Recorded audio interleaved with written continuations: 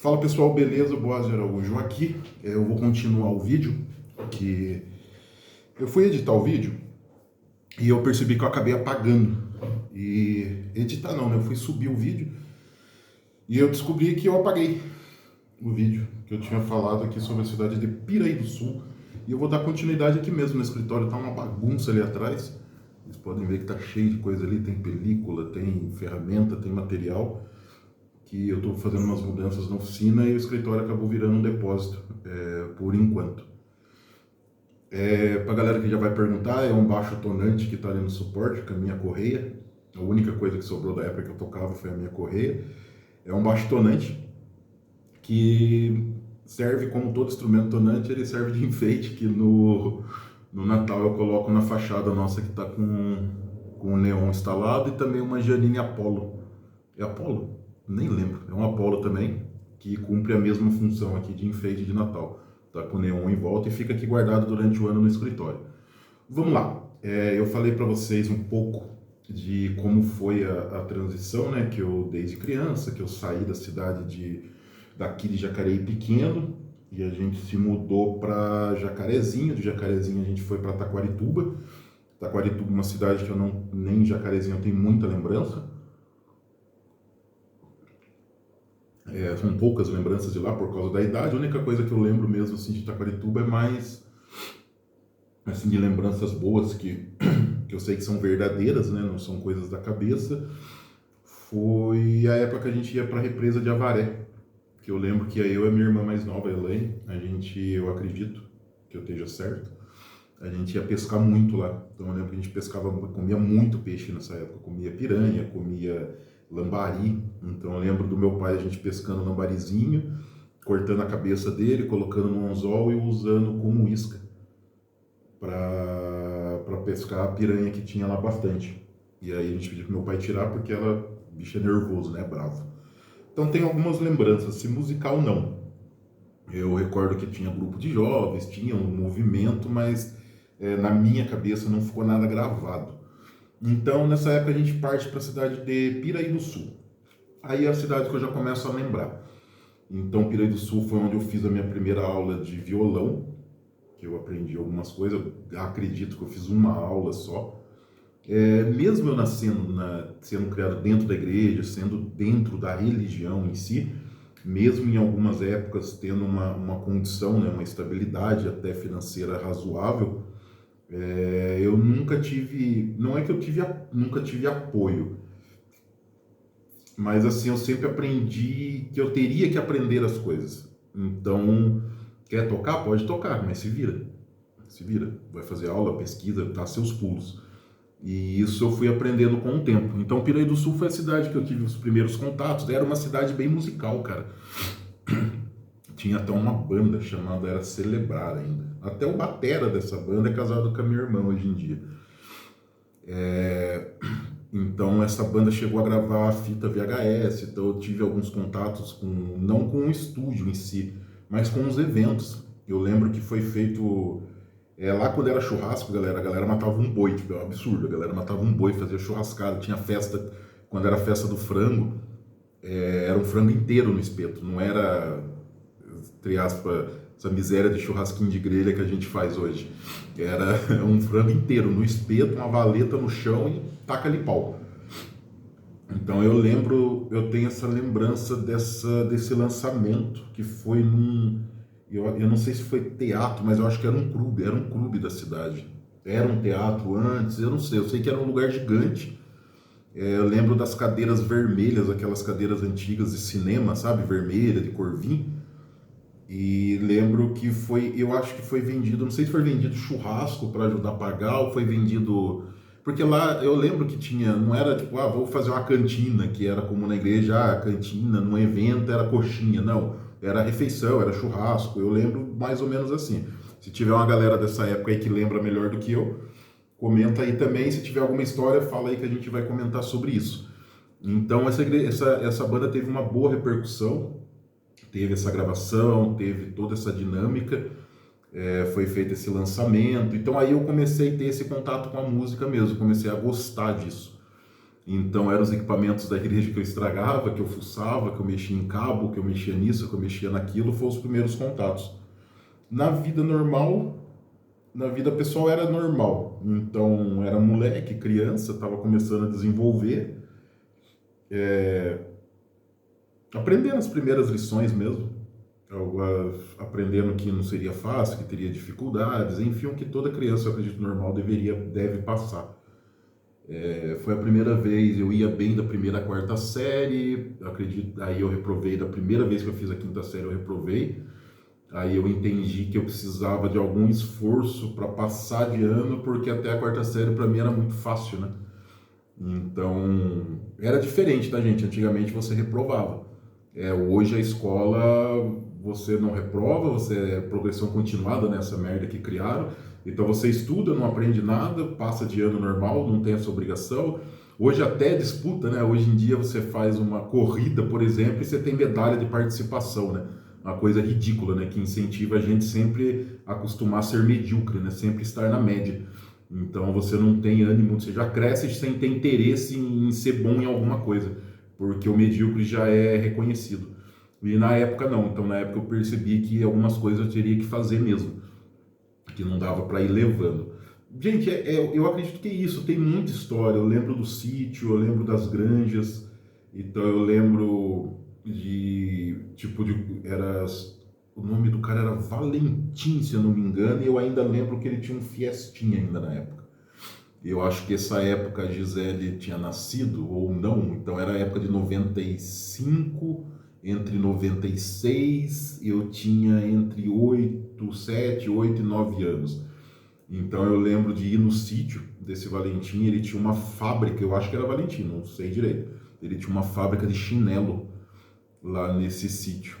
E tinha o sítio, então eu lembro de plantação da gente pegar melancia, jabuticaba, a gente comia muito pinhão, então tinha as granjas do sítio onde criavam, era para batavo na época, não sei se funciona assim ainda. Então algumas pessoas tiveram a oportunidade nessa época de, entre aspas, seria arrendar, né, o terreno. Eu tinha meu sítio, a Batavo vinha construir a estrutura, dividia o financiamento em 200 mil anos e fornecia os pintinhos, eles criavam os frangos, a Batavo vinha e comprava, e aí administrando esse esquema que eles faziam de pagar até que a estrutura se tornasse do dono. Isso eu lembro bem. Então eu lembro de... por falar, por causa desse sítio, eu lembro que do lado de casa tinha um açougue, eu lembro que esse açougue também servia como matadouro. Eu lembro a primeira vez que eu matei um frango, que não foi um, foram 4 frangos, que o meu pai ganhou 4 frangos vivos naquele saco de estopa, ele guardou no cartinho lá porque ninguém tinha coragem. Minha mãe tinha nojo, ou tinha medo, meu pai não tinha coragem de estrangular o frango, a minha irmã também não, e eu lembro que eu falei, deixa aqui que eu resolvo. Eu entrei no quartinho lá, estrangulei os 4 frangos. Lembro que um sofreu bastante na época, porque eu não tinha força, era criança, eu não conseguia estrangular um frango. Aí eu lembro que eu tive que pisar na cabeça dele e puxar, e arranquei o pescoço dele fora.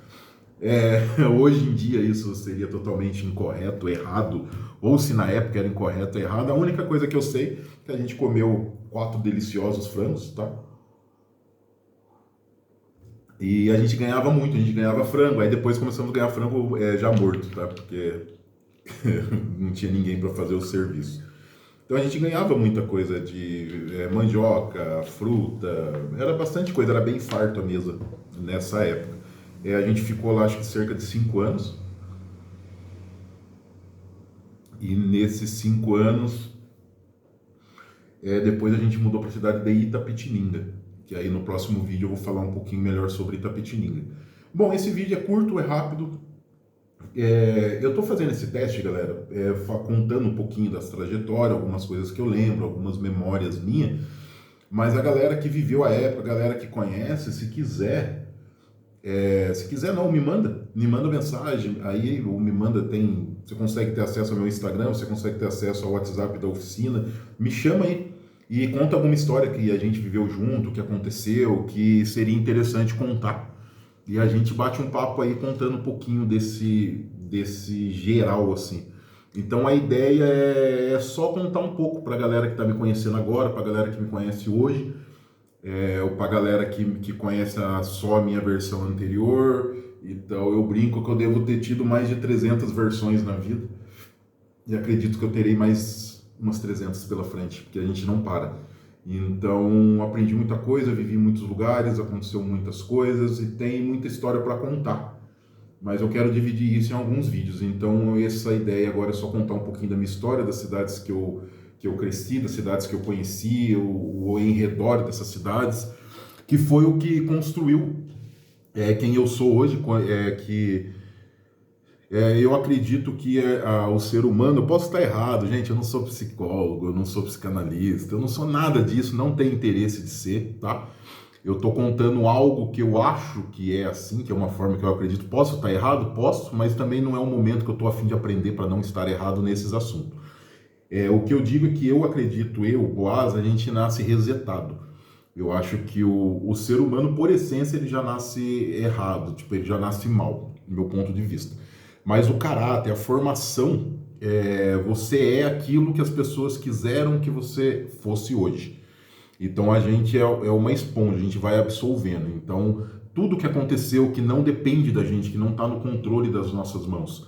Então tudo que a gente ouviu, tudo que a gente viveu, tudo que a gente conviveu, ideias, pessoas que falavam de um jeito, tom de voz. Então tudo isso foi uma soma que a gente acumulou e é quem a gente é hoje. Então se você nasce num ambiente onde as pessoas gritam muito, as pessoas falam muito alto, correria o dia inteiro, não sei o que, ô fulano, aquela bagunça, som de TV extremamente alto. Você é uma pessoa que automaticamente é normal para você falar alto, gritar, e para você dorme no caos, você consegue administrar e dormir nesse caos porque você foi criado nesse ambiente. Talvez você não foi criado nesse ambiente, mas você cresceu nesse ambiente, ou talvez hoje você viva nesse ambiente por livre e espontânea pressão, vamos assim dizer. Você não conseguiu sair desse ambiente. Então você vai se adaptando. Então a partir do momento que você viver um outro ambiente, conviver com outras pessoas, ter outro rumo, ter outras coisas, você vai começar a ser uma pessoa diferente. E isso é importante. Isso é o que molda o caráter. Então o Boaz de hoje, não tem como apagar uma vírgula. Eu também não apagaria uma vírgula da onde eu vivi, do que eu fiz, do que eu errei. Cometi muitos erros, tá? Muitos erros, coisas que eu considero muitos erros mesmo. Mas no momento eu cometi esses erros achando que eu estava tentando acertar. Eu sempre fui um cara que eu quis acertar. Eu estou o tempo todo tentando acertar. Estou contando essa história para vocês, tentando acertar. Pode ser que o vídeo que eu faça, tipo assim, todo mundo comente, cara, dane-se a sua história, ninguém quer saber quem é você, ninguém quer saber onde você viveu, ninguém tem história com você, ninguém tá nem aí pra você. Beleza, pode estar errado de fazer esse tipo de vídeo, eu posso estar errado de não investir numa qualidade de imagem já no começo, mas eu tô fazendo, tentando acertar. Então, a vida inteira eu fiz isso. Então, se eu fiz algo lá atrás que hoje eu me arrependa, não que eu me arrependa, que hoje eu me envergonhe, por exemplo, que eu não faria hoje da mesma maneira, na época eu achei que era certo e eu fiz tentando acertar. Então, na época eu achei que eu estava com a razão. Então, se na época eu fiz algumas coisas que eu achei que eu estava na razão, provavelmente eu faria de novo. Se eu voltasse a viver, eu cometeria os mesmos erros. Talvez se eu fosse criado em outro ambiente, eu cometeria outros erros. Mas a verdade é que tudo que aconteceu, tudo que eu vivi, as cidades que eu vivi, as coisas que eu aprendi quem é o Boaz hoje. E essa identidade minha, nesse ponto que eu quero chegar. Muito da identidade da DIB Loteria, muito da nossa missão, muito do nosso propósito, muito do que a DIB Loteria quer entregar, que a gente não faz 1% daquilo que a gente quer entregar, porque pra gente a DIB Loteria, mais pra frente a gente vai bater um papo sobre isso. A DIB Loteria, ele é um meio, ele é uma ferramenta daquilo que a DIB Loteria quer chegar e quer alcançar. Mas o que é a DIB Loteria hoje é o Boaz. Então tudo que eu vivi contribui para as maneiras, para os protocolos, para os processos, para tudo que a gente criou como um segmento, como uma administração, como uma prestação de serviço, como um atendimento, como uma experiência dentro da DIB Loteria. Então é isso, galera. Sobre Piraí do Sul é mais ou menos isso. foi aonde eu vivi uma boa parte da minha infância. Se eu morei lá 5 anos, eu devo... A Gisele nasceu em 95, eu devo ter saído de lá em 96, 97, em 98 para 99. Então eu tinha uns 5 anos, 4 para 5 anos quando eu mudei para lá, e não, 4 para 5 não, 3 para 4 anos quando a gente mudou para lá, eu acredito, ou mais. E quando a gente saiu de lá eu tinha 8 para 9 anos, e aí eu entro na cidade de, ou mais, acho que tinha mais, eu não lembro, 8, 9, 10, 11, 12, 13 anos. E aí a gente entra na cidade de Tapetininga, que é um assunto para o próximo vídeo. E é isso aí, galera. Vamos que vamos. Qualquer dúvida, a galera que lembrar de alguma coisa, comunica, manda mensagem, manda sinal de fumaça e vamos para cima. Beleza? Se inscreve, curte, compartilha, faz esse rolê aí do YouTube pra gente aí, dá uma moral pra gente. Tem muito conteúdo que eu quero soltar para vocês. E sempre nesse sentido, hoje de mostrar para você o dia a dia mesmo, coisas que eu vivi, coisas que eu aprendi, coisas que a gente realiza dentro da D&B Luthieria também, que é mais um braço que eu tenho aqui de trabalho, beleza? Valeu demais, galera, tamo junto!